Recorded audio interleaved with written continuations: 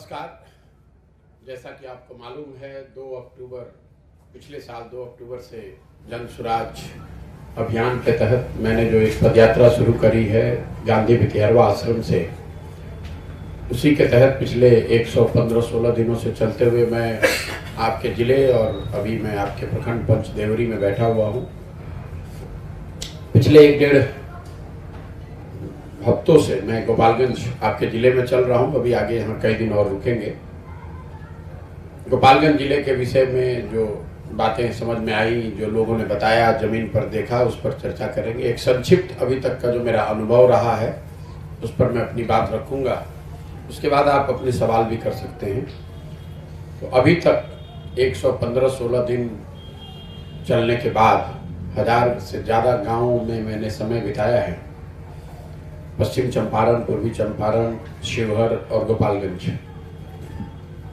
जो लोगों ने बताया, जो मेरी समझ है, उसके हिसाब से पब्लिक में सबसे ज़्यादा जो परेशानी है लोगों की यहाँ, वो बेरोजगारी और पलायन की है। रोजगार सबसे बड़ा मुद्दा है। चाहे आप बिल्कुल गरीब घर के हैं या रिलेटिवली बेटर ऑफ हैं, अच्छे घरों के भी जो बच्चे हैं जिन्होंने थोड़ी बहुत पढ़ाई कहीं से करी भी है प्राइवेट शिक्षण संस्थाओं से, उनके लिए भी रोजगार उतना ही बड़ा महत्व का मुद्दा है। जो खेती किसानी कर रहा है उसके लिए भी रोजगार समस्या है। जो भूमिहीन है, मजदूर है, उसके लिए तो है ही। बिहार में बेरोजगारी बड़ा मुद्दा है। इसके लिए आपको गांव में जाने की जरूरत नहीं है, ये तो सबको पता है। पलायन यहाँ से बहुत बड़ी संख्या में लोगों की होती है, ये भी लोगों को पता है। लेकिन पदयात्रा के दौरान जो हम लोगों ने देखा, समझा, इस समस्या की विकरालता का, इसके सामाजिक और आर्थिक पहलुओं की जो जानकारी है, वो मैं समझता हूँ कि एक तरह से एक भयावह चित्र दिखाती है। समाज का कोई भी वर्ग बेरोजगारी और पलायन से अछूता नहीं है। गाँवों में, ज़्यादातर गाँव में 50% से ज़्यादा युवा आज बिहार से बाहर जाकर रोजी रोजगार, मजदूरी करने के लिए मजबूर हैं। जिन गांवों में, जिन प्रखंडों में, जिन पंचायतों में बाढ़ की स्थिति रही है या बाढ़ आती है या नदियों के कटाव का मामला है, वहां पर ये पलायन की स्थिति मुझे लगता है कि 70-75% से भी ज़्यादा है।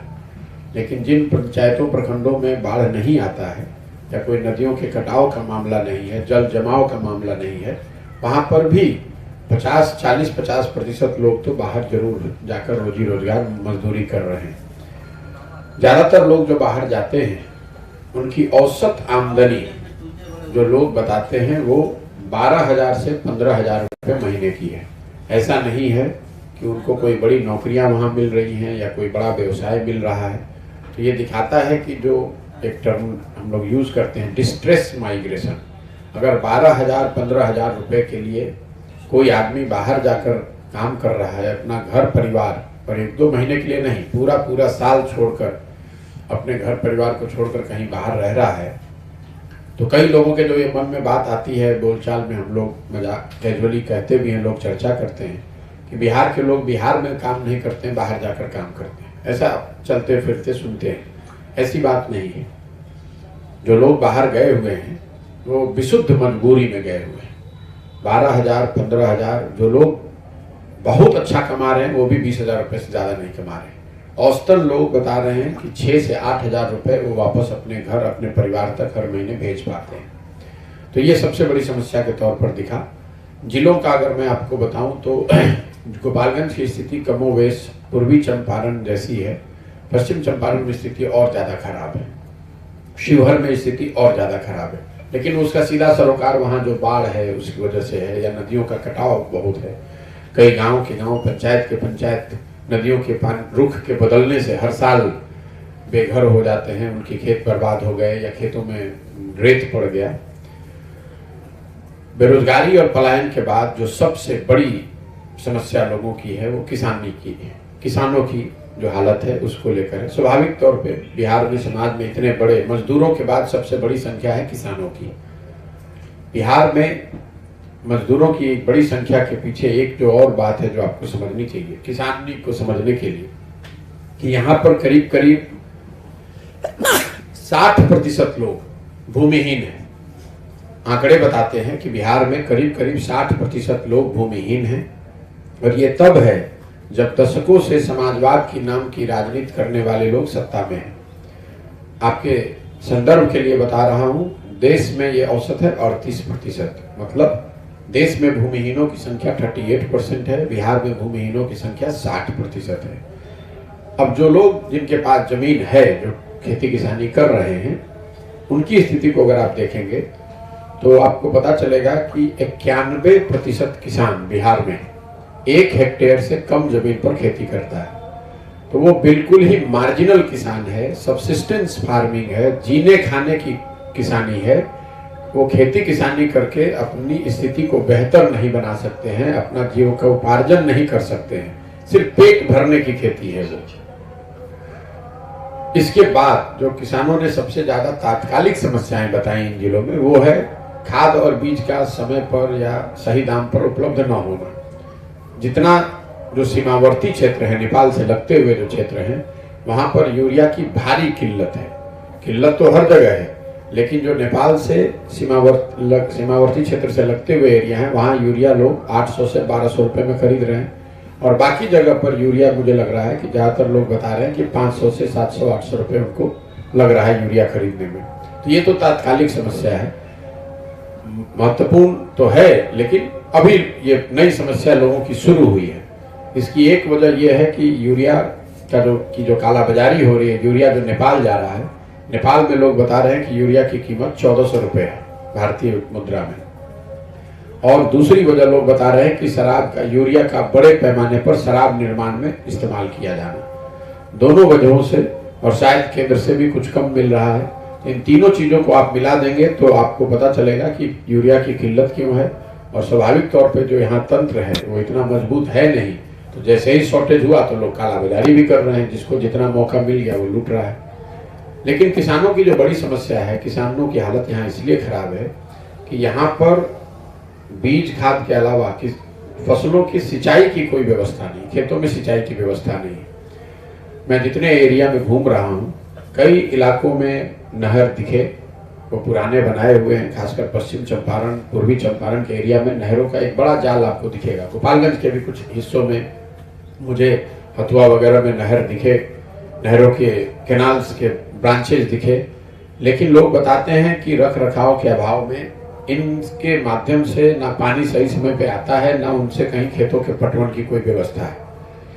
इसको अगर आप आंकड़ों से मैंने दिखवाया कि बिहार में जो सिंचाई की सुविधा है उसको लेकर पिछले 10 साल में क्या कुछ किया गया है, तो आपको पता चलेगा कि बिहार देश का एकमात्र ऐसा राज्य है जिसमें पिछले 10 साल में सिंचाई की सुविधा सुधरने के बजाय बिगड़ गई है।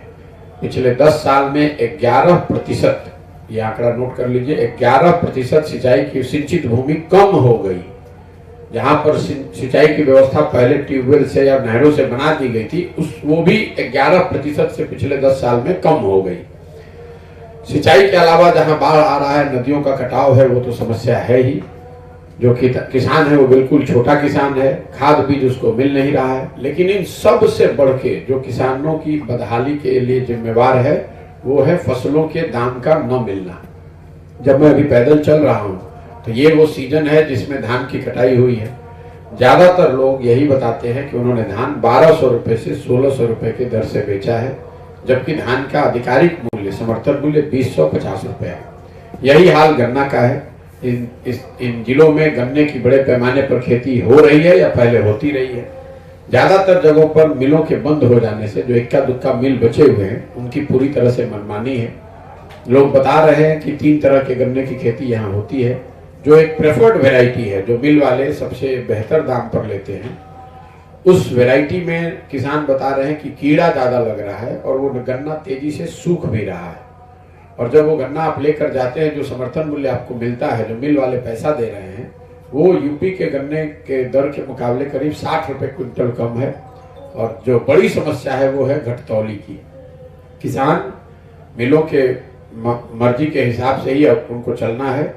5 से 7 क्विंटल तक हर ट्रेलर पर घटतौली की जाती है, और ये सारे मिलों के लिए लोगों ने बताया।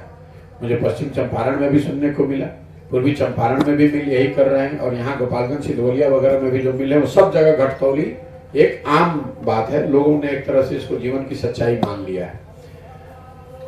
बिहार में समर्थन मूल्य पर फसलों का या फसलों का सही दाम नहीं मिलने से किसानों को कितना नुकसान है, ये आंकड़ा मैं आपको देना चाहता हूँ। मैंने पिछले 10 साल का आंकड़ा निकलवाया, ये देखा कि यहाँ धान अभी शायद संभव है इस साल लोग कम दाम में बेच रहे हैं, लेकिन अगर आप आंकड़ों को देखेंगे तो आपको पता चलेगा कि पिछले 10 साल में औसतन बिहार में 13% धान ही समर्थन मूल्य पर सरकार के द्वारा खरीदा गया है। गेहूं के लिए ये प्रतिशत है 1% गेहूं और 13% धान समर्थन मूल्य पर खरीदा गया है।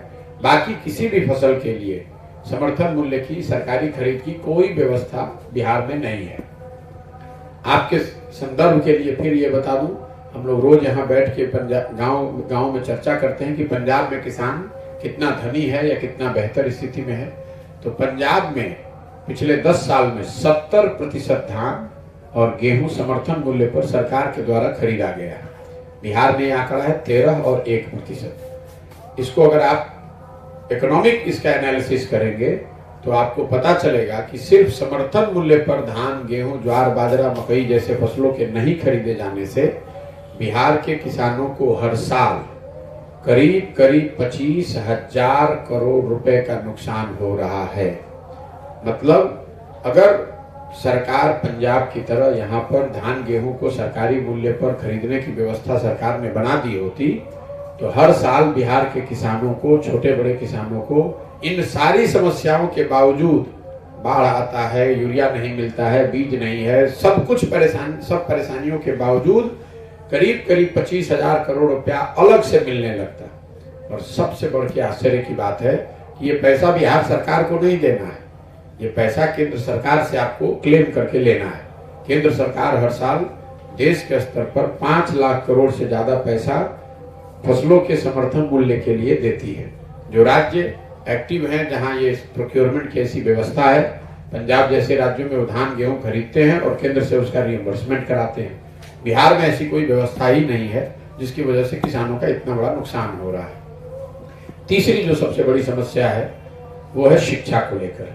हर जगह आप जहां जाएंगे, लोग स्वाभाविक तौर पर बिहार में हर घर में, गांव में, पंचायत में चर्चा है कि भाई शिक्षा व्यवस्था बिहार में पहले से भी बहुत मजबूत नहीं थी, लेकिन जो भी थी थोड़ी बहुत, वो भी पूरी तरीके से ध्वस्त हो गई है।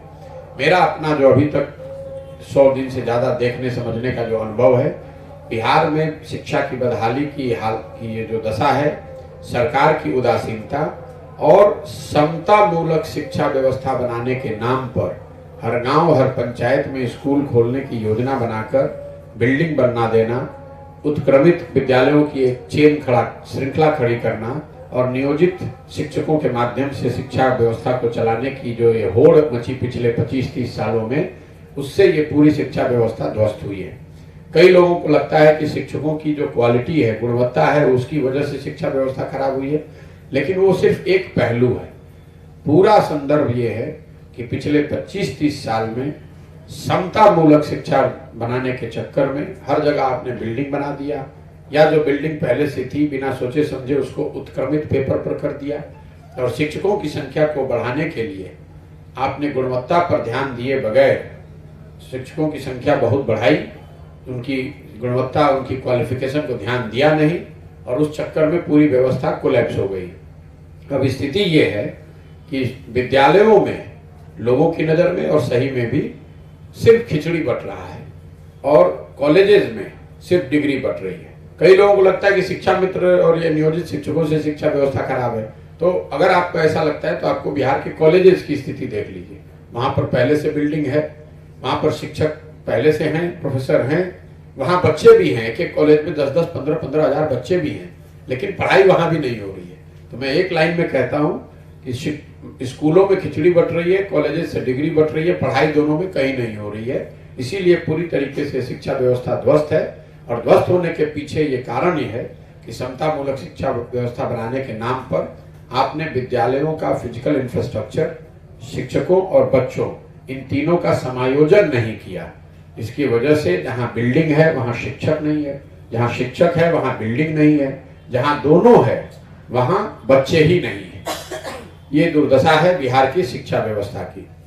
इसके बाद 4 बड़ी योजनाएं जो केंद्र सरकार की चल रही हैं, जिसको जमीन पर लोग जिसकी चर्चा करते हैं, बात करते हैं, मैं उसके बारे में बताना चाहता हूं।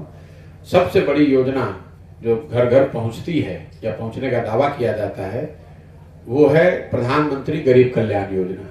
गरीब कल्याण योजना में गरीब परिवारों को 5 लाभार्थी को 5 किलो अनाज हर महीने मिलना चाहिए। बिहार में व्यवस्थित तरीके से इसको 4, सवा 4, 4.5 किलो ही कर दिया गया है, और बाकी का जो पैसा है, मतलब करीब करीब 20%, अगर 4 किलो मिल रहा है 5 के बजाय तो 20% हो गया। 20% जो उसकी जो अनाज है वो भ्रष्टाचार की भेंट चढ़ रहा है।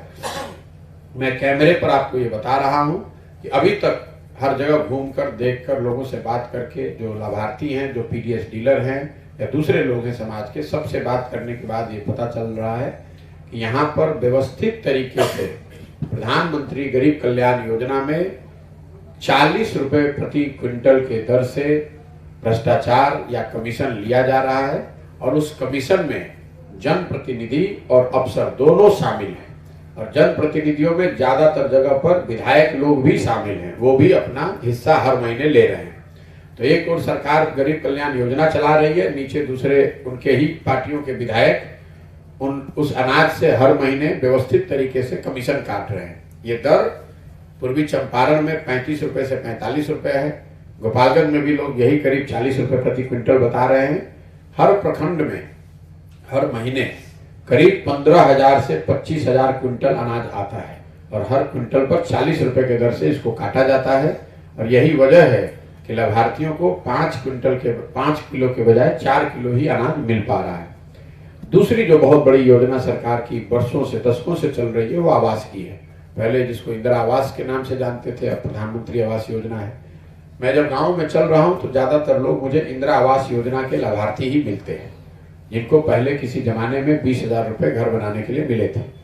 आज की जो योजना है, जिसमें लाभार्थियों को 1,40,000 रुपए मिलना है, उस योजना के लाभार्थियों की संख्या बहुत कम है। ज्यादातर पंचायतों में जहां ग्राम सभा कर भी दिया गया है, लोगों को चिन्हित किया गया है ग्राम सभा के माध्यम से, और उसका नाम भेजने की प्रक्रिया की शुरू की गई है, वहां पर भी किसी को आवास मिल नहीं रहा है। आवास उसी को मिल रहा है जो सामने से पैसा देने को तैयार है। तो ग्राम सभा की जो सैंक्टिटी थी, जो उसकी महत्ता थी आवास देने के मामले में, वो खत्म है। जिन लोगों को प्रधानमंत्री आवास योजना में घर के लिए पैसे मिल रहे हैं, बिहार में व्यवस्थित तरीके से उसमें 20,000 से 40,000 रुपए तक प्रति लाभार्थी देना पड़ता है। जहां पर जनप्रतिनिधि पैसा ले रहे हैं, वो वहां पर लोगों को 30-40,000 रुपए लग रहा है। जहां पर जनप्रतिनिधि कहीं इक्का दुक्का कुछ लोग जो पैसे नहीं ले रहे हैं, वहां पर 20-25,000 रुपए लग रहा है। लेकिन अफसरों का जो शेयर है, वो तो हर हालत में आपको देना है। अगर जनप्रतिनिधि, स्थानीय जनप्रतिनिधि पैसा न भी ले तो भी जो अफसर है उसको तो पैसा देना ही देना है, और उसकी एक पूरी व्यवस्था लोगों ने मुझे बताया। नाम लिखने का 1,000 रुपया, आगे फॉरवर्ड करने का 2,000 रुपए, और इतनी व्यवस्थित तरीके से इसको चलाया जा रहा है कि पहली किस्त, जब दूसरी किस्त रिलीज होने से पहले पैसा अगर अफसर तक नहीं पहुंचा तो बैंकों से अकाउंट को लॉक करा देना, ये सारी व्यवस्था बनी हुई है। कुछ गांवों में तो हास्यास्पद स्थिति है। इंदिरा आवास, प्रधानमंत्री आवास योजना में घूस देने के लिए बजाप्ता लोग आपको लोन दे रहे हैं। 5% इंटरेस्ट पे लोग पैसा दे रहे हैं कि ये पैसा दो, इंदिरा आवास का लाभार्थी बन के उसमें पैसा लो, और इंटरेस्ट सूद समेत वो पैसा उसको वापस आता है। इफेक्टिवली जो प्रधानमंत्री आवास योजना का जिनको पैसा मिल रहा है, वो 90,000 से 1,10,000 के आसपास उनको पैसा मिल रहा है, 1,40,000 के मुकाबले। तीसरी जो बड़ी योजना सरकार की, केंद्र सरकार के हवाले से चली है, वो है स्वच्छ भारत अभियान।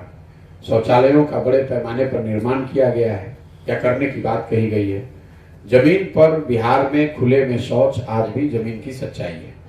मैं जब गांव से चल रहा हूं तो शायद ही कोई ऐसा गांव है जहां हम लोग पैदल जब निकलते हैं तो वहां खुले में शौच न दिखे।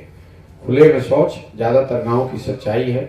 लोग बताते हैं कि यहाँ पिछले 2-3 सालों से, जब से योजना चल रही है, एक व्यवस्था बनी हुई है जिसमें आपको अफसरों को 2,000 से 4,000 रुपया देना होता है, और लाभार्थियों को उसके बदले में 12,000 रुपया मिल जाता है। ना शौचालय बनाने पर कोई फोकस है, ना उसके उपयोग पर कोई फोकस है। चौथी एक योजना जो केंद्र सरकार की है जिसने मुझे बहुत आश्चर्यचकित किया है जमीन पर, वो है मनरेगा और उसका एक तरीके से विलुप्त हो जाना।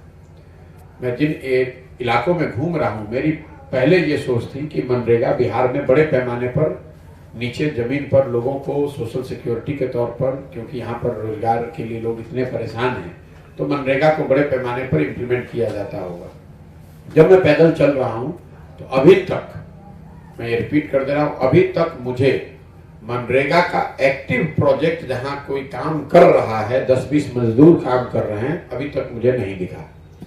मनरेगा शब्द ही लोग धीरे धीरे भूल गए हैं कि ये भी कोई योजना है जिसमें कि उनको कोई लाभ मिल सकता है। और जब इसको मैं आंकड़ों में देख रहा हूं तो पता चल रहा है कि बिहार का जो मनरेगा का यूटिलाइजेशन है वो है 39%, करीब करीब 10 रुपए में 4 रुपए। इसका मतलब ये हुआ कि अगर बिहार को 10,000 करोड़ रुपए, बिहार की जनसंख्या, यहाँ की गरीबी रेखा, सबको जोड़कर बिहार की जो एलिजिबिलिटी है वो करीब करीब समझिए 10,000 करोड़ रुपए साल की है। 10,000 करोड़ रुपए मनरेगा में बिहार को हिस्सा मिलना चाहिए। बिहार सरकार के गलतियों की वजह से, या ये समझिए उनकी सुस्ती की वजह से, लापरवाही की वजह से बिहार में हम लोग सिर्फ उसका 39% पैसा लेकर आ रहे हैं। करीब करीब 6,000 करोड़ रुपया तो वहीं से सरेंडर हो जा रहा है, हम लोग उसको ले ही नहीं आ रहे हैं दिल्ली से। जो पैसा आ रहा है तो मनरेगा में पीसी का दर हाईएस्ट है, 40% के दर से पीसी मनरेगा में काटा जा रहा है। तो ये 4 योजनाएं जो केंद्र सरकार की चल रही हैं वो स्थिति है। इसके अलावा 2 बड़ी योजनाएं जो राज्य सरकार की हैं जिसकी चर्चा हर जगह होती है, एक है नल जल योजना, जिसके बारे में बहुत कहा लिखा पढ़ा गया है। नल जल योजना को लेकर मैं आपको ये कह सकता हूं कि गोपालगंज में स्थिति पूर्वी चंपारण के समकक्ष है, पश्चिम चंपारण में इसकी स्थिति और शिवहर में बहुत खराब है। तो पश्चिम चंपारण में करीब करीब 90% नल जल योजना कामयाब नहीं है, चल नहीं रही है, बंद पड़ी हुई है या शुरू में चलकर बंद हो गई। पूर्वी चंपारण और गोपालगंज के लिए हम लोग का आकलन करीब करीब 70% का है। मतलब 10 में 7 योजनाएं नहीं चल रही है, 10 में 2-3 योजनाएं चल रही है, 2/3 योजना गोपालगंज में भी हर घर नल की जल की योजना नहीं चल रही है। समाज के नजरिए से तो ये बिल्कुल ही फेल है। वहीं पर ये योजना चल रही है जहां वार्ड सदस्य या लोकल मुखिया व्यक्तिगत इंटरेस्ट लेकर अपने घरों में खुद लगे हुए हैं, खुद ही मोटर चला रहे हैं, खुद ही उसको सुधार रहे हैं, वहीं पर योजना चल रही है, बाकी हर जगह करीब करीब बंद है। दूसरी एक जो बड़ी योजना है जिसकी चर्चा आप लोग नहीं करते हैं वो है नलियों गलियों के पक्कीकरण की बात। जब 7 निश्चय बनाया गया तो 7 निश्चय का नल जल योजना एक निश्चय था, उसमें दूसरी और बड़ी बातें कही गई थी और सबसे बड़ी योजना थी नलियों गलियों के पक्कीकरण की बात। क्योंकि उस समय जब मैंने सर्वे कराया था तो नालियों की जो स्थिति है, जल निष्कासन की जो व्यवस्था है, उसको लेकर समाज में एक बड़े पैमाने पर लोगों ने कहा था कि इसका पक्कीकरण होना चाहिए, जल निकासी की व्यवस्था होनी चाहिए। 7 निश्चय में 2015 में यह अनुमान किया गया था कि नल जल योजना के में 25-30 हजार करोड़ रुपए खर्च होगा, लेकिन नालियों और गलियों के पक्कीकरण पर करीब करीब 80,000 करोड़ रुपए 5 वर्ष में खर्च किए जाने थे। मैं जब गांव में घूम रहा हूं तो गलियों की स्थिति 7 निश्चय के अंदर कहीं पर भी गलियों का पक्कीकरण किया गया हो ऐसा मुझे दिखा नहीं, कहीं नहीं। नालियां कहीं कहीं गांव में सड़कों के किनारे बनाई गई हैं, बड़े नाले बनाए गए हैं, लेकिन जो शुरुआती सोच थी कि घरों के नालियों का पक्कीकरण करके उसको एक बड़े नाले से जोड़ा जाएगा और बड़े नाले से पानी को निकालकर उसके निस्तारण की एक समुचित व्यवस्था की जाएगी, ये व्यवस्था मुझे अभी 1000 के आसपास गांव में घूम चुका हूं, कहीं पर भी नहीं है। सड़क के किनारे बेतरतीब तरीके से बनाए हुए बड़े नाले जरूर कहीं कहीं दिखते हैं। ये दिखाता है कि उस योजना के नाम पर पैसा निकाला गया है, बड़े पैमाने पर लूट हुई है, लेकिन नाली गली की स्थिति जैसी 2014-15 में रही होगी वही स्थिति कमोबेश आज भी है। 2 विषय ऐसे हैं जिसके बारे में नीतीश कुमार की सरकार के लिए हम लोग मानते हैं कि इसमें सुधार हुआ है। एक है सड़क और दूसरा है बिजली। बिजली को लेकर मैं ये जरूर कह सकता हूं कि जहां पर भी हम लोग गए हैं वहां बिजली आ गई है। कोई भी ऐसा टोला गांव हमको अभी तक नहीं मिला है जहां बिजली नहीं आई है। लेकिन बिजली को लेकर जो समाज में एक बड़ी बात लोग बता रहे हैं, लोगों की नज़र में बढ़े हुए या उनकी नज़र में गलत बिल का आना एक बड़ी समस्या समाज में सुनने को मिली। शायद ही कोई ऐसा गांव मिला जहां पर लोगों ने इसकी शिकायत न की हो। लोगों ने 2000, 6000, 10,000, 50,000, 1,20,000 रुपए तक के भी बिल दिखाए हैं। ऐसे भी गांव मुझे मिले हैं जहां 40-50 घरों के बिजली के कनेक्शन इसलिए काट दिए गए हैं ताकि क्योंकि उन्होंने बिल नहीं दिया। कुछ ऐसे भी लोग मिले, ऐसे भी परिवार मिले जिनके घरों से लोग भाग गए हैं क्योंकि उन पर बिजली के बिल की वजह से फौजदारी का केस हो गया है। दूसरी एक जो नीतीश कुमार सरकार की जो का क्लेम है, कुछ लोग मानते हैं कि सुधार हुआ है, वो सड़क की स्थिति। निश्चित तौर पर राष्ट्रीय और राज्य के मार्ग जो नेशनल और स्टेट हाईवे है उसमें सुधार आपको हर जगह दिखता है, लेकिन जैसे ही आप ग्रामीण सड़कों पर उतरते हैं, जैसे ही आप राजकीय हाईवे से नीचे उतरते हैं, राज्य के हाईवे से, स्टेट हाईवे से नीचे उतरते हैं, तो ग्रामीण सड़कों की स्थिति भयावह है। ग्रामीण स्तर पर गांव में या गांवों को जोड़ने वाली जो सड़कें हैं, चाहे वो प्रधानमंत्री ग्रामीण सड़क योजना हो, मुख्यमंत्री ग्रामीण संपर्क योजना हो, उन सारी योजनाओं में जो सड़कें बनाई गई हैं या बनाए जाने का दावा जिनके बारे में किया जा रहा है, उनकी स्थिति कमोबेश वही लोग बता रहे हैं जो लालू जी के जंगल राज के समय में था। तो ग्रामीण सड़कों की स्थिति में कोई व्यवस्थित सुधार मुझे अभी तक कम से कम नहीं दिखा है। मैंने स्वास्थ्य की चर्चा नहीं की, इसलिए नहीं की कि जिन इलाकों में मैं जा रहा हूं वहां पर मुझे स्वास्थ्य व्यवस्था दिखी ही नहीं। दूसरी चीजें तो सड़क है, टूटी हुई है। जहां तक स्वास्थ्य व्यवस्था का सवाल है तो सब सेंटर और पीएचसी, प्राइमरी हेल्थ सेंटर और सब सेंटर गांव में, पंचायतों में इन्हीं की परिकल्पना है। क्योंकि मैं शहरों में ज्यादा जा नहीं रहा हूं तो मैंने अनुमंडल अस्पताल और जिला अस्पताल पर मैं कोई कमेंट नहीं कर सकता हूं क्योंकि मैं वहां गया नहीं। लेकिन जिन गांवों में पंचायतों से मैं होकर गुजर रहा हूं, जिन गांव और पंचायतों से जहां पर सब सेंटर या पीएचसी होना चाहिए, सीएचसी होना चाहिए, रेफरल हॉस्पिटल होना चाहिए, मुझे 115 दिन में कोई ऐसा अस्पताल नहीं मिला जहां अस्पताल, डॉक्टर, मरीज एक जगह कहीं दिखे हो। ज्यादातर ये सब सेंटर, पीएचसी ओकेजनली खोले जाते हैं। कभी कोई आया, हाजिरी बना दी, वहां पर गाय भैंस बैठी है, बकरी चल रही है, कुछ टेबल पड़े हुए हैं, कुछ गाड़ियां, कुछ कबाड़। तो स्वास्थ्य व्यवस्था की स्थिति ऐसी है जिस पर टिप्पणी जितना कम किया जाए उतना ही अच्छा है। करीब करीब 60% ग्रामीण स्थानीय लोग अपने स्वास्थ्य सुविधाओं के लिए प्राइवेट सर्विस प्रोवाइडर पर, ग्रामीण चिकित्सकों पर और प्राइवेट सर्विस प्रोवाइडर पर आश्रित हैं। या जो सीमावर्ती क्षेत्र हैं वहां से लोग या तो यूपी जा रहे हैं या पटना या बड़े शहरों में जा रहे हैं। मोटे तौर पर यह सरकारी योजनाओं की बात है। जो सबसे ज्यादा पदयात्रा के दौरान सुने जाने वाले शब्द हैं वो है भ्रष्टाचार, अफसरशाही और पीसी।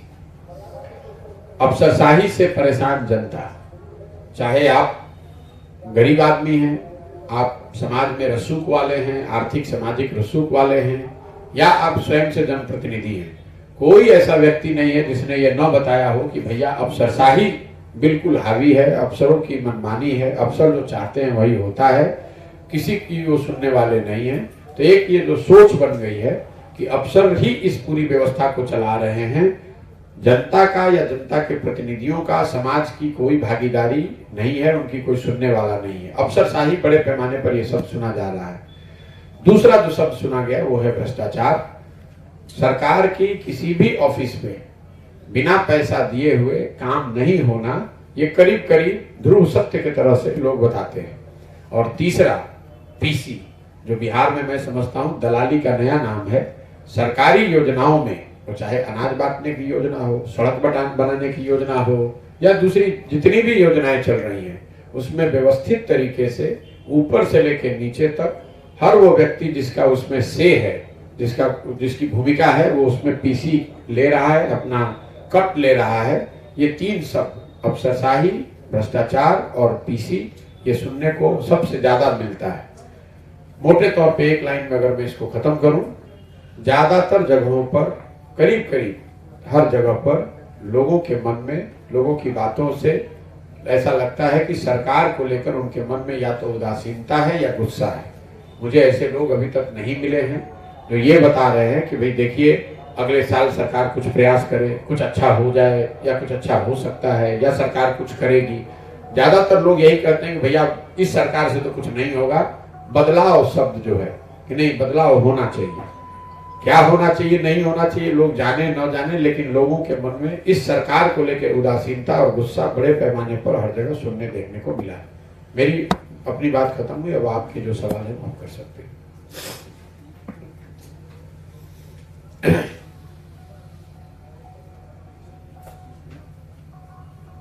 आने वाले लोकसभा चुनाव में आप शामिल हो सकते हैं क्या?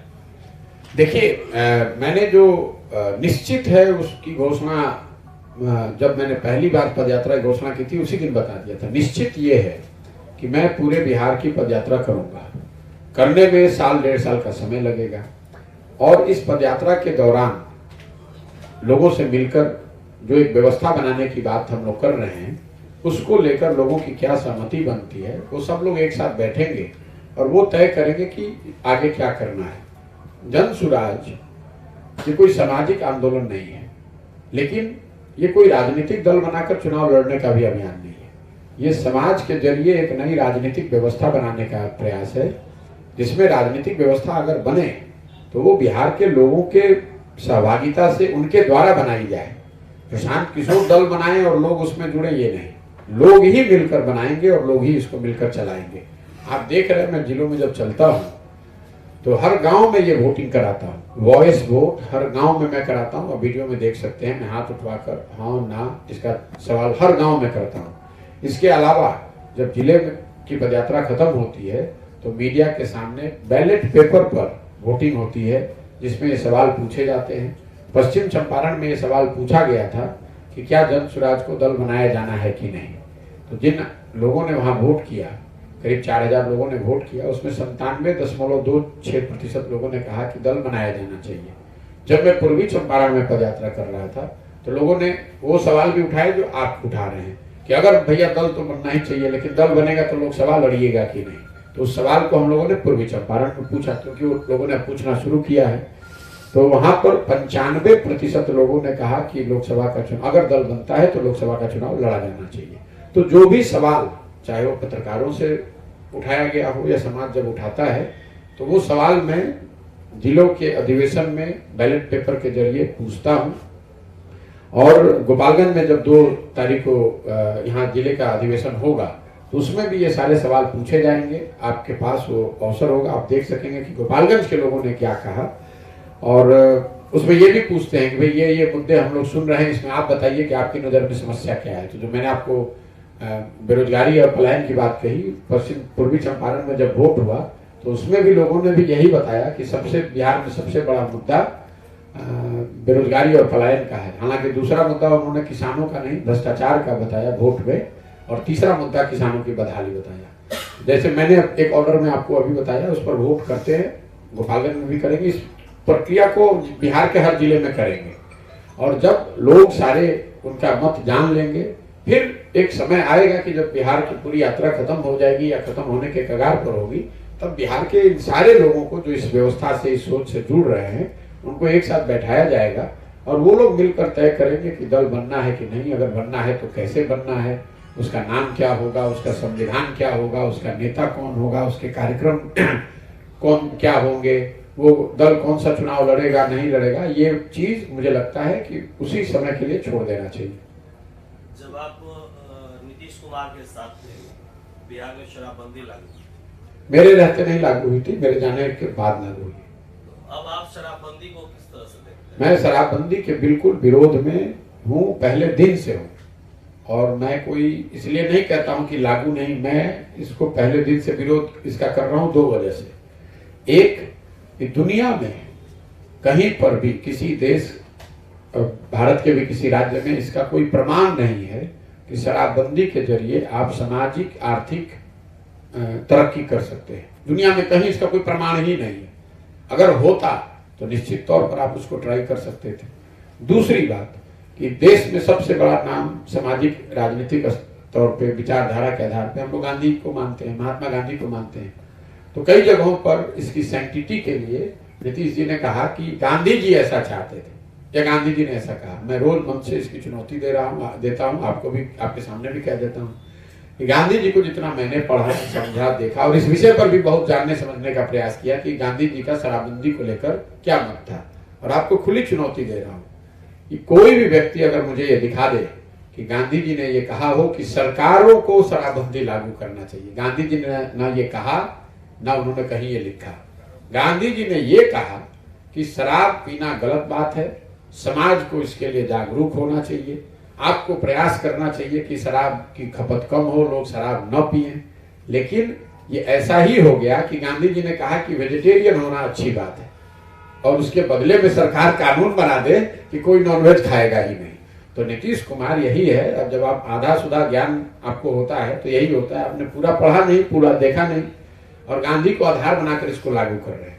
बिहार में इसका इतने बड़े पैमाने पर नुकसान हो रहा है, जैसा कि आप देख रहे हैं कि शराबबंदी कहीं लागू तो है नहीं, घर घर डिलीवरी हो रही है।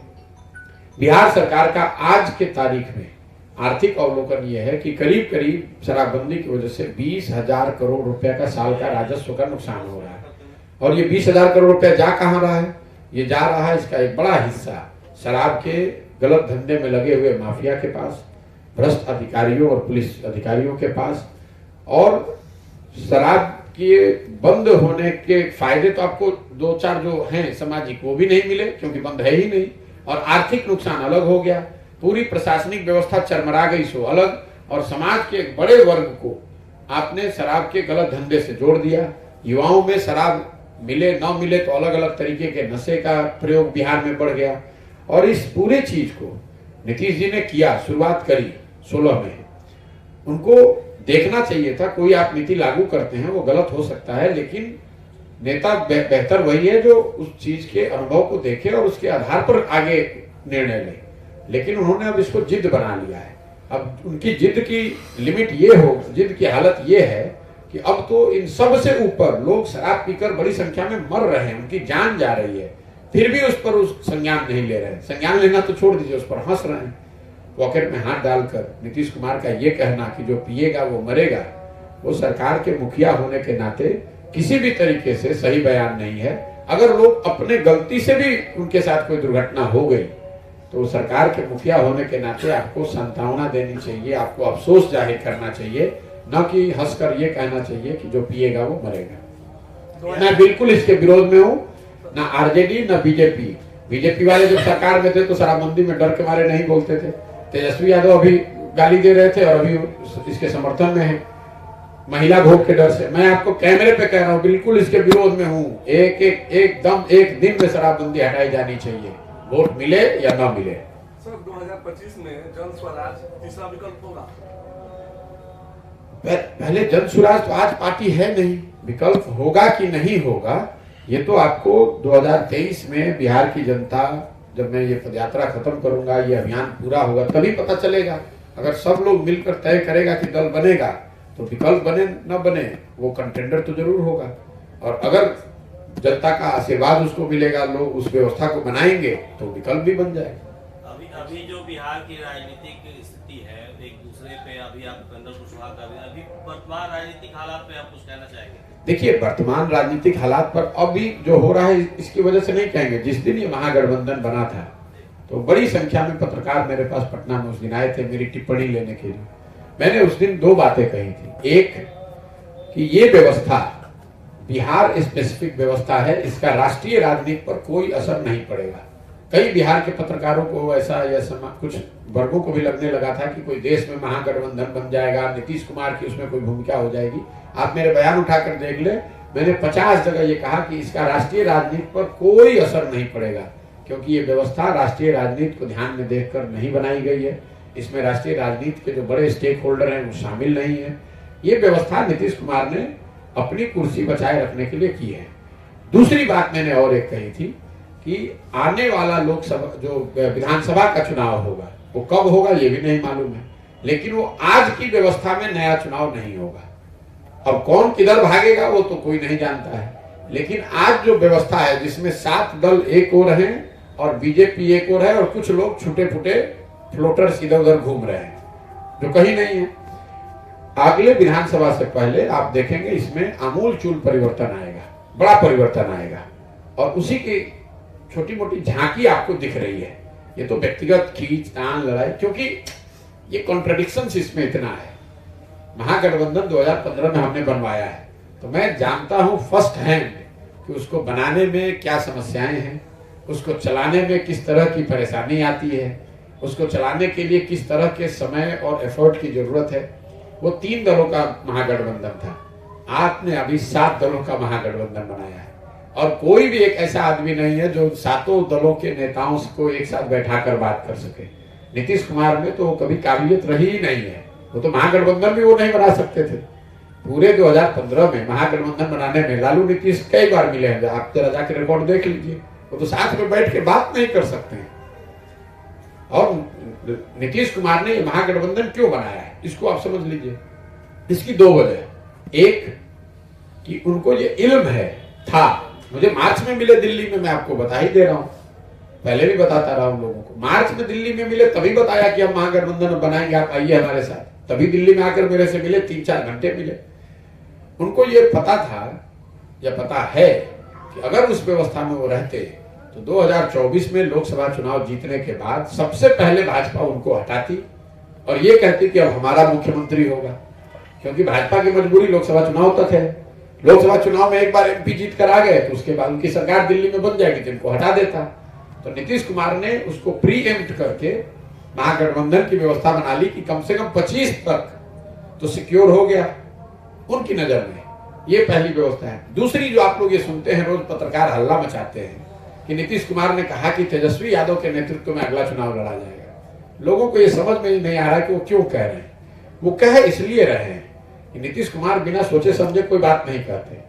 ये नीतीश कुमार इसलिए कह रहे हैं, उनको कोई तेजस्वी यादव से प्रेम नहीं है, ना वो आरजेडी के कभी वो समर्थक हो सकते हैं अपने जीवन में। वो सिर्फ एक नीतीश कुमार की अपनी सोच है कि अगर 25 के बाद तो मुझे रहना नहीं है, तो मेरे बाद ऐसी शासन व्यवस्था बन जाए, ऐसे लोगों की सत्ता, ऐसे लोग सत्ता में आ जाएं ताकि बिहार की जनता ही कहे कि भाई इससे बढ़िया तो नीतीशे थे।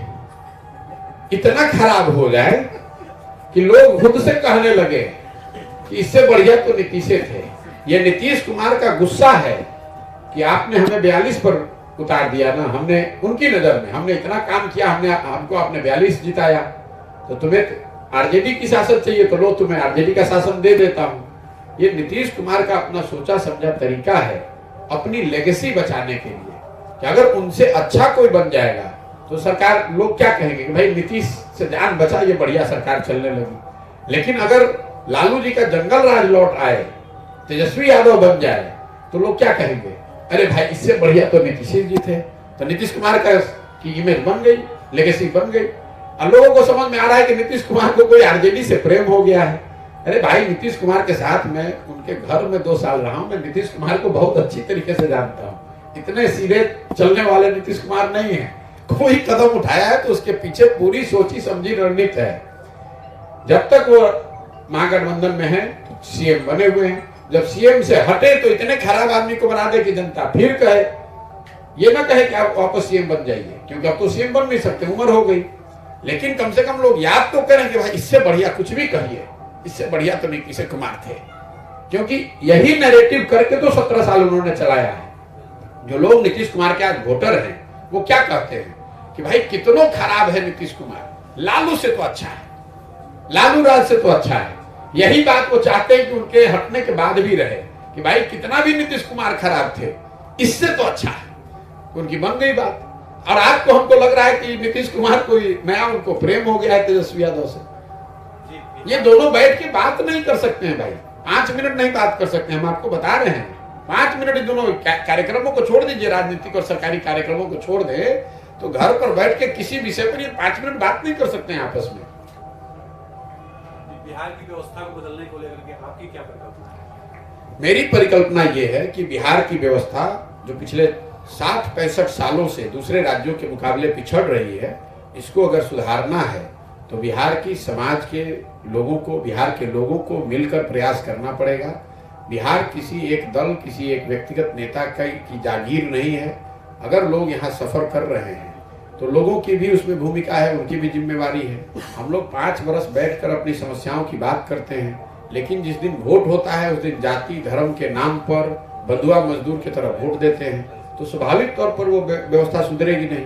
तो मेरी परिकल्पना ये है कि लोग मिलकर इसका निराकरण करें, क्योंकि उन्हीं के पास ये क्षमता है, काबिलियत है, और वही काम करने की दिशा में मैं पूरा प्रयास कर रहा हूँ। मैं रोज मंच से भी कहता हूँ, मैं कोई जन सुराज का नेता नहीं हूँ, मैं इसका सूत्रधार हूँ। मेरी भूमिका कुम्हार की है। घड़ा तो मिट्टी और चाक से बनेगा। कोई कुम्हार अगर घड़ा मिट्टी न हो, चाक न हो, तो कोई कुम्हार घड़ा बना सकता है? वो बिहार की जनता है जो मिट्टी और चाक है। हमारा काम है थोड़ा सा सहारा देना, ताकि वो अच्छी मिट्टी से घड़ा बन जाए। मैं इसका सूत्रधार हूँ। जो बात मैं कह रहा हूँ कि इसको लोकतांत्रिक तरीके से बनाया और चलाया जाए, इस बात का गारंटर हूँ कि कोई इसको हाईजैक न करे। नेता कौन होगा वो तो जब सब लोग मिलकर दल बनाएंगे तो सब लोग मिलकर चुनेगा कि नेता कौन होगा। आप पॉलिटिकल भविष्यवाणी बहुत अच्छी करते हैं, जैसा अभी हमने पश्चिम बंगाल के चुनाव में देखा, तो 2024 का लोकसभा चुनाव आ रहा है। देखिए 24 को मैं उनमें से नहीं हूँ जो टीवी पर बैठकर इस तरह के अनुमान लगाते हैं। मैं बात वही बोलता हूँ जो मैं समझता हूँ कि जिसके बारे में मेरी समझ है। बंगाल के बारे में मैंने इसलिए कहा था कि 2 बरस बंगाल के गांव बूथ शहर मैंने 2 बरस अपने लगाए थे।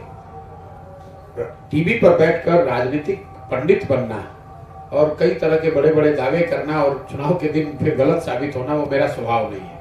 आप बिहार के पत्रकार हैं, आपने देखा होगा कि पिछले 2016 में मैं यहाँ से छोड़कर गया था। 16 से लेकर 21 तक जब मैं वापस आया, मैंने बिहार के विषयों पर, बिहार की राजनीति पर कोई टीका टिप्पणी कभी नहीं की है।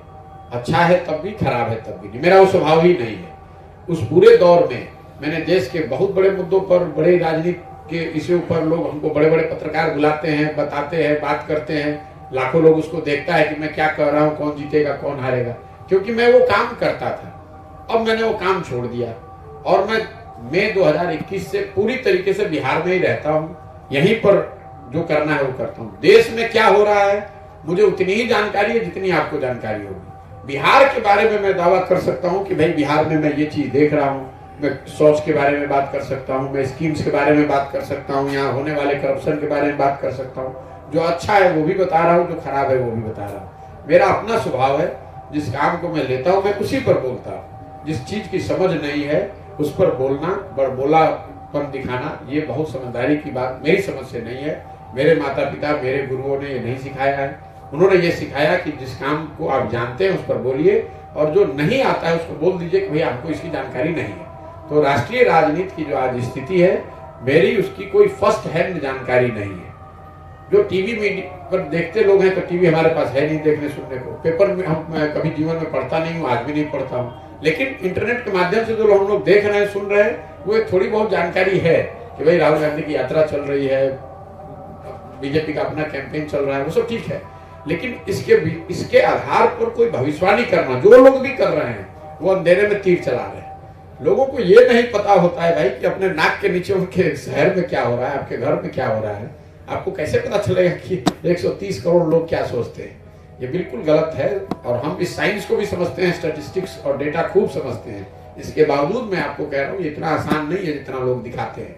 टीवी पर बैठकर किसी आंकड़ों को लेकर चर्चा करते रहिए, उससे आपको पता नहीं होता। इतनी बड़ी सरकार है, दिल्ली में उनके नाक के नीचे एक छोटा सा शहर, उसका लोग प्रेडिक्शन नहीं कर पाए।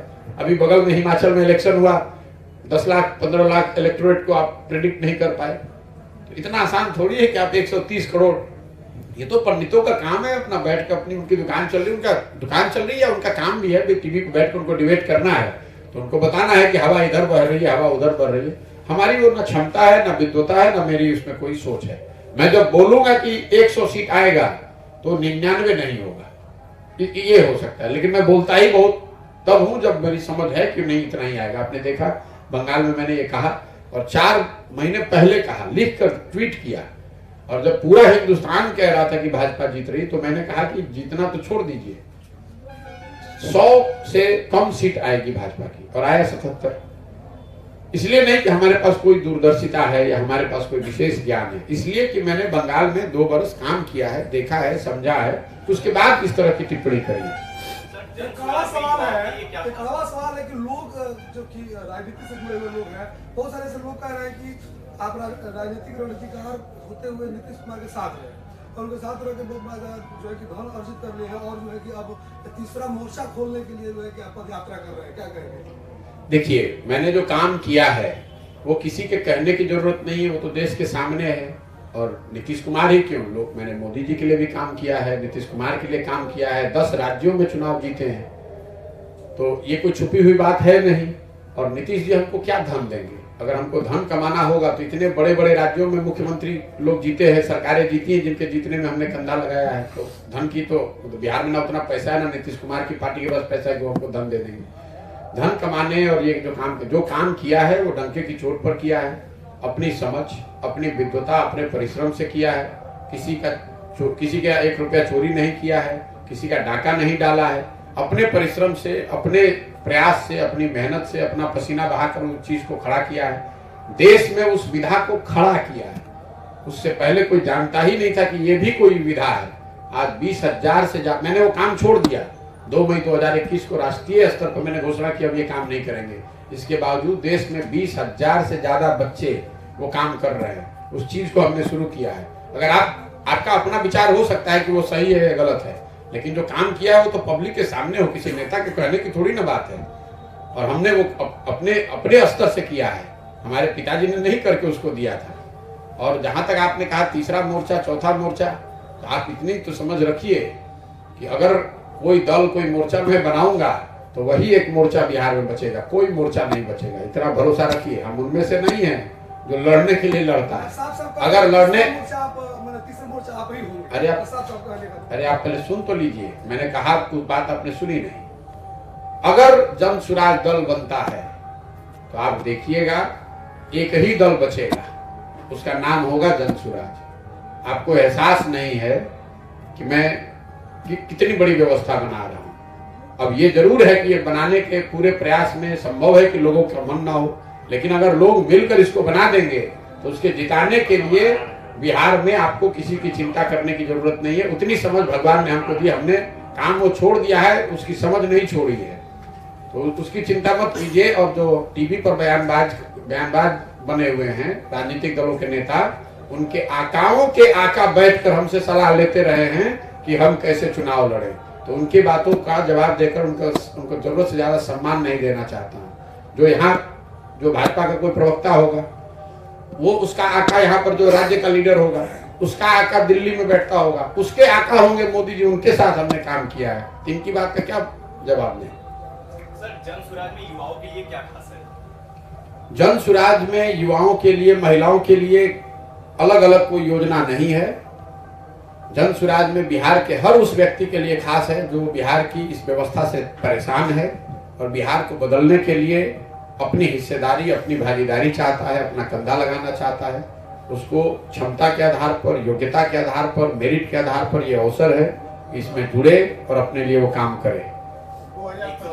बिहार के शिक्षा मंत्री के बयान को आप कैसे लेते? चंद्रशेखर जी की मैं व्यक्तिगत तौर पर बड़ी इज्जत करता हूँ। मैं वो आरजेडी में हैं, लेकिन मैं व्यक्तिगत तौर पर उनको जानता हूँ। पढ़े लिखे समझदार व्यक्ति हैं और रामचरितमानस में या धार्मिक ग्रंथों में, कुरान में, गीता में क्या लिखा हुआ है, मैं उस विषय का विशेषज्ञ नहीं, तो मैं उस पर कोई टिप्पणी नहीं करूंगा। इतना जरूर कहूंगा कि हिंदू ग्रंथों में जो हम लोग बाहर से देखते समझते हैं, ये हिंदू धर्म की खूबी है कि हर ग्रंथ के अलग अलग भाष्य लिखे गए हैं। एक गीता पर 50 भाष्य लिखे गए हैं। हर आदमी जो भाष्य लिखता है वो उसी गीता को अपने तरीके से इंटरप्रेट करता है और उसको ये स्वतंत्रता है, सामाजिक और रिलीजन के हिसाब से भी, धार्मिक भी। तो इसके लिए बहुत बड़ा कोई विवाद का विषय होना नहीं चाहिए। आप शिक्षा मंत्री हैं, उनको ये बताना चाहिए कि शिक्षा व्यवस्था को कैसे सुधार रहे हैं। उनको ये बताना चाहिए कि जो सत्र 3 साल के बजाय 6 साल बच्चों के लग रहे हैं उसको कैसे सुधारा जाए ताकि लोगों का समय नहीं बर्बाद हो। उनको ये बताना चाहिए कि, क्योंकि वो खुद पढ़े लिखे आदमी हैं, उनको उस पर ध्यान देना चाहिए। लेकिन वो जो कह रहे हैं ये उनका एजेंडा नहीं है। ये तो जिस दल में वो हैं, ये लोग इसी तरह की राजनीति करते हैं। धार्मिक उन्माद फैलाओ, जातीय झगड़ा लगाओ, किसी से कुछ कड़वी बात बुलवाइए ताकि समाज का कोई वर्ग उसको रिएक्ट करे, आपस में उलझ जाए और अपनी शिक्षा, अपने बच्चों की पढ़ाई, अपने बच्चों का भोजन, अपना विकास भूलकर उन्हीं चीज पर फिर से वोट दे। तो ऐसा नहीं है कि उनके मुंह से स्लिप ऑफ टंग हो गया है। उन्होंने सोची समझी रणनीति के तहत इसको कहा होगा। पार्टी ने कहा कि आप कहिए, क्योंकि वो खुद विद्वान, उस पार्टी में कोई दूसरा है ही नहीं कि वो 4 चौपाई भी पढ़ सके, वो खुद विद्वान आदमी है। तो उन्होंने पढ़ा, पढ़कर अरे भाई उस पार्टी के जो लीडर है वो 4 चौपाई ही पढ़ के सुना दें तो भी हम लोग मान लें। तो उस पूरे पार्टी में वही 2-4 लोग हैं जो कि चौपाई भी पढ़ सकते हैं, तो उन्हीं के मुंह से कहलवाया गया है। लेकिन इन चीजों का कोई महत्व नहीं है। और मेरा आपसे हाथ जोड़कर आग्रह होगा कि बिहार के होने के नाते इन बातों को उछालिए नहीं, इससे किसी का भला नहीं है, इससे किसी का भला नहीं है। ये राज्य 30-40 साल से इन्हीं तरह के जातीय और धार्मिक उन्मादों की आग में जल रहा है, उसमें और घी मत डालिए। वो कौन सी परिस्थितियां रही जिन्होंने से एक सफल चुनावी रणनीतिकार को जन स्वराज पदयात्री बना दिया? नहीं, कोई परिस्थिति नहीं है भाई। जीवन में मैंने 10 साल वो काम किया, 10 साल मैंने संयुक्त राष्ट्र संघ में काम किया, फिर तय किया कि नहीं ये नहीं करना है, कुछ दूसरा करना है। तो फिर 10 साल मैंने जो काम किया, जिसको आप राजनीतिक रणनीतिकार कहते हैं। 2 मई 2021 को जिस दिन बंगाल और तमिलनाडु का रिजल्ट आया, जिस दिन जीते और समाज और देश की नजर में, दुनिया की नजर में जब उस विधा में शिखर पर थे, उस दिन मैंने ये घोषणा की कि अब ये काम आगे नहीं करेंगे। ऐसा नहीं कि हम कोई घर बैठ गए थे, हमको काम नहीं मिल रहा है तब छोड़ा। तब छोड़ा जब उस विधा में शिखर पर थे। आप क्रिकेट खेलते हैं, आप एक दिन होता है कि आप आगे नहीं खेलना चाहते हैं, तो आपकी मर्जी है कि आप कब छोड़ते हैं। उसको छोड़ा, उसके बाद अगले दिन बिहार नहीं चले आए। 2 मई 2021 को इसको छोड़ा और 1 साल तक घर पर बैठे देश की सारी स्थितियां, परिस्थितियां, जो दल हैं, विकल्प हैं, सबको देखा, समझा, बात किया। सबको देखने, जांचने, परखने, विकल्पों को समझने के बाद ये लगा कि नहीं, अगर मुझे कोई भगवान ने शक्ति बुद्धि दी है तो ये समय है कि मैं वापस जाऊं और बिहार के अपने जमीन पर अपने लोगों के बीच में जाकर उनकी बेहतरी के लिए कुछ प्रयास करूं, जो विशुद्ध राजनीति और चुनाव के लड़ने की व्यवस्था से कहीं बढ़कर हो। और वही प्रयास आकर कर रहा हूं। और जब से मैं आया हूं, बहुत लोगों ने कहा कि अरे ये तो रणनीतिकार हैं, ये तो बिजनेसमैन हैं, ये तो कितना दिन रहेंगे बिहार में, इनको क्या पता है। हम 2 मई को आए हैं और मैं पहले दिन से कह रहा हूं कि आप मेरे कथनी पर नहीं, मेरे करनी पर जाइए। स्वाभाविक है कि हम 10 बरस से जो काम करते थे, आप उसी तरीके से हमको देखिएगा, आपका कोई दोष भी नहीं है। लेकिन मैं जो अभी कर रहा हूं, इसको आप कैसे झुठला सकते हैं? अगर मैं रोज गांव में ही रहता हूं तो आप कैसे कह दीजिएगा कि प्रशांत चौधरी बिहार में नहीं रहते हैं? अगर मैं ईमानदारी से कोई काम करूंगा तो उसको कितने दिन आप झूठ कहिएगा? सत्य की अपनी ताकत है, और अगर समाज को समझने में समय लगता है तो लगेगा, हमें कोई जल्दी नहीं है। लेकिन आज नहीं तो कल समाज को मानना ही पड़ेगा। अगर मैं सही काम कर रहा हूं तो समाज को मानना पड़ेगा कि सही कर रहे हैं। कहीं आपने सोचा कि दूसरों के लिए जो ऊर्जा खर्च कर रहे हैं वो स्वयं नहीं लगाया जाए? नहीं, उसके लिए तो दल बना लेते हैं ना, वो ऊर्जा लगा के दल बना लेते हैं। भविष्य की आपका विजन भी यही है। दल बना लेते हैं ना उसके लिए। अगर हमको अपना दल बनाकर चुनाव लड़ना होता या सरकार में आना होता तो हमको रोक कौन रहा है? महागठबंधन आज है, आज नीतीश जी से बात करेंगे, कल आपको हम सरकार में नजर आएंगे। करप्शन आप गिनाए हैं, जितने करप्शन आप गिनाए हैं बिहार सरकार की, उसको दूर करने के लिए तो पार्टी बनाना पड़ेगा यार। नहीं, मैं यही तो बात मूल की है जो आप समझ नहीं रहे हैं। पार्टी बनाना पड़ेगा, लेकिन वो पार्टी बनाए कौन, इसकी बात है। पार्टी अगर मैं बनाऊं तो मैं उसका नेता हो गया और सब मेरे पीछे चलने वाले हो गए। लेकिन पार्टी अगर बननी है तो जिन लोगों की जिंदगी इससे प्रभावित हो रही है उनको भी तो ये समझ होनी चाहिए। हमारा बच्चा तो देश के सबसे अच्छे स्कूल में पढ़ रहा है और आपका बच्चा जिस स्कूल में पढ़ रहा है वहां पढ़ाई नहीं हो रही है, तो मेरी चिंता होना ये स्वाभाविक है, स्वाभाविक नहीं है। लेकिन आपकी चिंता तो स्वाभाविक तौर पर होनी चाहिए ना कि भाई यहाँ शिक्षा की व्यवस्था सुधरे। अगर आपकी चिंता नहीं होगी और मैं सामने से चिल्लाकर कहूंगा कि स्कूल सुधरना चाहिए तो कभी सुधरेगा? इस मूल को आप नहीं समझ रहे। जिन समस्याओं की आप और हम चर्चा करते हैं डेली, वो तो पेड़ की टहनियां हैं। जड़ में बात यह है कि समाज को ये समझ होनी चाहिए, ये चिंता होनी चाहिए, इस बात को के लिए तैयार होना चाहिए कि नहीं, हमें एक नई व्यवस्था बनानी है। समाज को समझ में आएगी बात तो राजनीतिक व्यवस्था भी बन जाएगी, दल भी बन जाएगा, चुनाव भी हो जाएगा और आप जीत भी जाइएगा। लेकिन जीतने से ज्यादा जरूरी है, ऐसा तो नहीं है कि लोग पहले बिहार में चुनाव नहीं जीते हैं।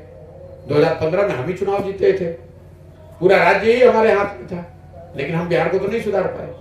क्योंकि जीतने से ज्यादा जरूरी है कि आप सही लोगों के साथ जीतें, एक सही व्यवस्था के साथ जीते, आपके पास एक सही सोच हो, आपके पास कार्यक्रम हो, तभी सुधर सकता है। वरना चुनाव तो हम इतने बड़े स्तर पर पूरे देश में जीतते रहे, बिहार में भी जीत जाएंगे तो उससे क्या नया हो जाएगा। बात अपने और पराये की नहीं है। आपने कहा कि अपने लिए करें, तो भाई आज जदयू में चले जाएंगे, जदयू मेरा अपना हो जाएगा, इसमें क्या दिक्कत है। वो सरकार में, हम भी सरकार में आ गए, उसके लिए मुझे अपना दल बना के लड़ने की क्या जरूरत है। हम तो अभी सरकार में है ना, जदयू में कल शामिल हो जाएंगे, कांग्रेस में कल शामिल हो जाएंगे, तो हो गया हमारा दल। ठीक है भैया, बहुत बहुत धन्यवाद।